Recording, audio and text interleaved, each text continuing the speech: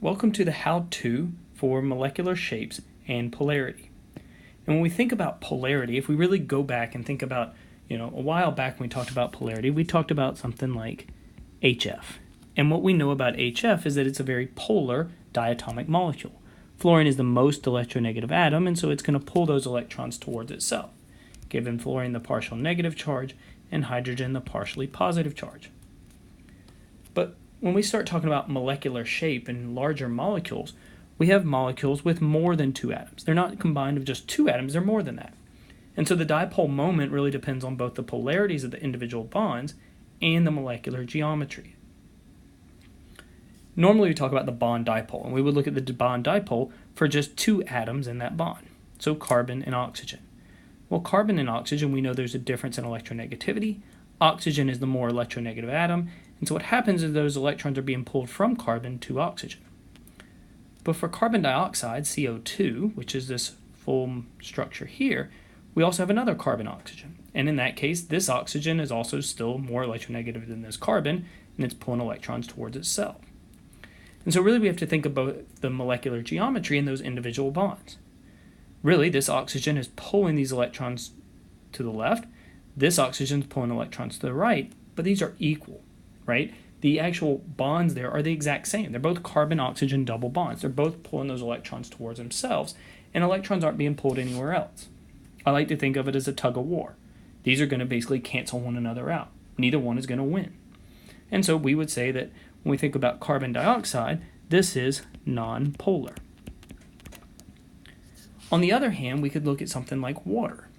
And with water, we know that we have an oxygen bound to two hydrogens.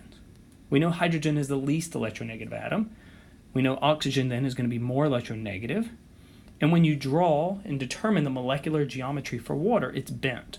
And that's because oxygen has two lone pair of electrons hanging out over here, which has given it this bent structure. So what happens here is the oxygen's pulling the electron in this direction. The oxygen's also pulling the electrons in this direction from hydrogen.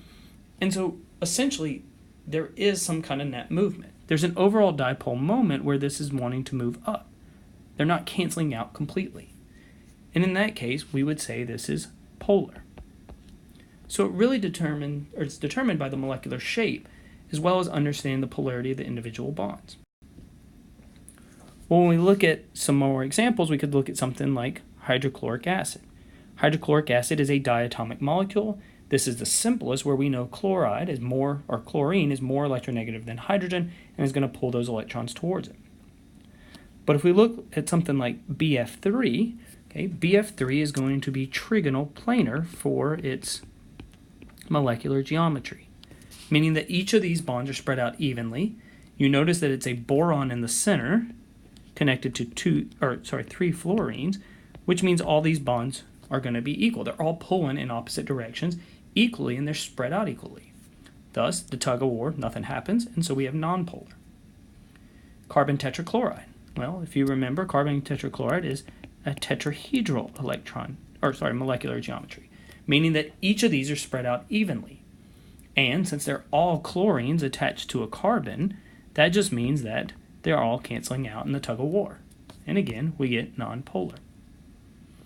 If we look at NH3, this has a trigonal, pyramidal molecular geometry. And that's because NH3 is going to have a lone pair of electrons on the nitrogen. So because that lone pair of electron is kind of sticking up here from this nitrogen, it's pushing the others down, and ultimately each of these NH3 bonds, those electrons are being pulled towards the nitrogen. Nitrogen's more electronegative than hydrogen. And because there is some net movement, some kind of pull in that tug-of-war, it's polar.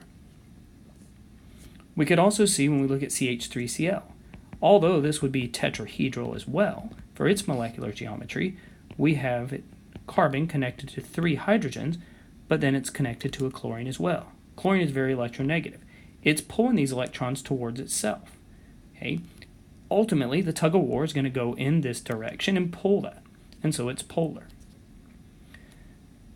The one other hint I'll tell you about polarity is that if you know that there's a single lone pair of electrons on that molecule, such as NH3, 99% of the time it is a polar molecule, because you're going to get some kind of molecular shape that's going to cause this to have a tug of war to be pulled in one direction.